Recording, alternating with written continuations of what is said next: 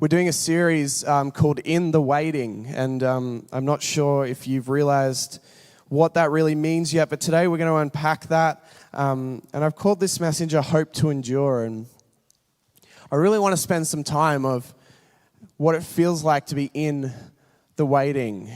Not too long ago, felt like I was in a season of waiting. I don't know if you've ever felt like you're waiting for something. Maybe you're waiting for the Lord to do something in your life. Maybe you're waiting right now for healing. Maybe you're waiting for His breakthrough. But I was in a season of waiting, and I had one hope, one thing that I really wanted to achieve, and that was to earn enough money to buy a ring to get engaged. And I was really blessed to be given a job doing junk removal. And that helped me to earn the money, and the hope was that I would get engaged. And that's all I was holding on to, because this job was hard work. Like, I've never done manual labor before, and it was 10-hour days in a truck in 40-degree Perth weather, picking up couches and all sorts of things and chucking them on a truck that, it went taller than my head, and we would be climbing over things and all this sort of stuff. And it was really a test of who I was, because to me, this wasn't what my life was supposed to look like. I would come home every single day smelling like the things I had picked up. And man, there were some bad smells in the things that I picked up.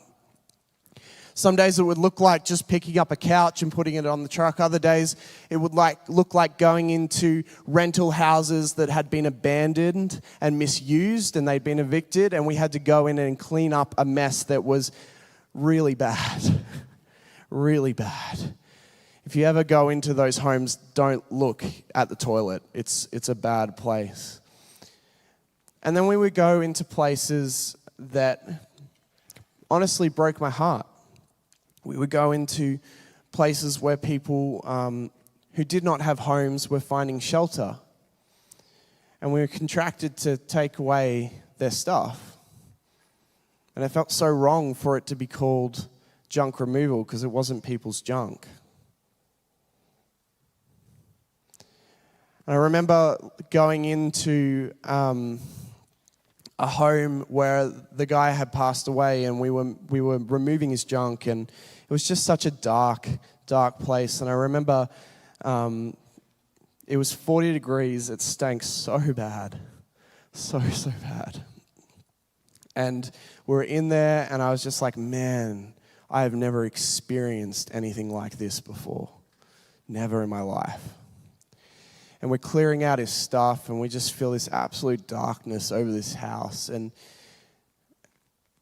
I just thought, this isn't what my life was supposed to look like. Lord, what are you doing in this moment? I was waiting. I was waiting for things to get better without much hope aside from, I'm just doing this so I can get engaged. See, hope is so powerful in moments of waiting. I look back at that time now, and I realize how much the Lord taught me during that time. As a kid who'd grown up in a Christian home that had never seen a needle before in his life, picking up needles in the street. As a kid from a Christian home who'd never seen real darkness before, suddenly seeing darkness for the first time, I started to question whether my faith was enough for what was going on in these situations. And the Lord built in me something that I still hold today. He taught me something that I still hold today. And that's what He does in times of waiting. We just need to hope to endure. Hope is such a powerful thing. I don't know if you realize this, but we're actually all waiting. We're all in a season of waiting. Romans 8 paints a beautiful picture of all of the creation crying out for the coming of Jesus. We are all actually right now in a season of waiting. This is not the end goal. This is not the end point. Jesus coming is what we're all waiting for. Right here, right now, no matter where you are at in life, we are all waiting. And so how we live with this hope matters. It really matters. You know, as we can see from the start, Paul has switched to saying, we all don't know the time and the date. That's not what he's concerned about the when. He's concerned about how you live in the waiting. That's what he's concerned about in chapter 5. And so he talks about, you know, having a hope that Christ is returning. And this is how you live. And he mentions that we are children of the light or children of the day. He says that in contrast to darkness or nighttime. And if you understand, at the time, there were no street lamps. There were no lights at night. When it was dark, it was dark at night. And so oftentimes, people would refer to darkness or nighttime in the context of all evil happens at night where it can't be seen. All evil happens at night where it can't be seen. And so Paul goes, you are not a part of that. You are children of the light. You're not caught off guard by Jesus returning. You may not know when he returns, but you are not caught off guard because you don't live in a place of evil. You live in a place of day, of light. You are children of the light. And so he goes on to talk about what we've talked about a couple of times, which is faith, hope, and love. And this time he describes it as something you wear, armor that you wear, you know, a breastplate and a helmet. I think what he's drawing out here is really simple and easy to understand, hard to do in life as we wait sometimes, is the Lord is like, clothe yourselves with the things of the kingdom of life so that you can wait in expectation ready and fighting off the things of the darkness. You know, clothe yourself in love and faith so that you may always be outworking love and faith. It's interesting that he puts hope as a helmet around his head. Hope and salvation.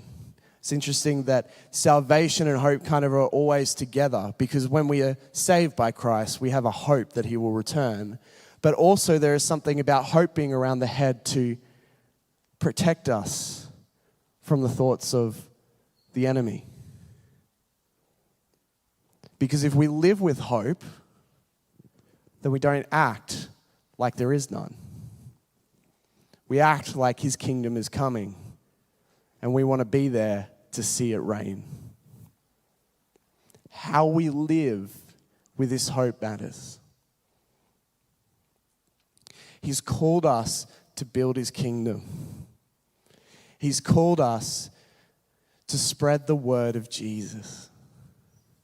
We are not doing it just sitting around waiting to die. We're doing it with an expectation that the King is coming for all eternity, and he has something for the world that is for everyone. What would it look like if we lived like he is returning in our lifetime? There's a value in the waiting. As we said, we're all waiting for Jesus to return. And there must be value in the waiting because he hasn't returned yet. There's actually something for us to do. Because the truth is there's value in the waiting. There's value in the times where you feel like you are stalled, where you feel like you are hopeless, where you feel like you're struggling. The Lord is doing something in those moments that will help other people, that will bring his kingdom, he will work through you like you've never seen before.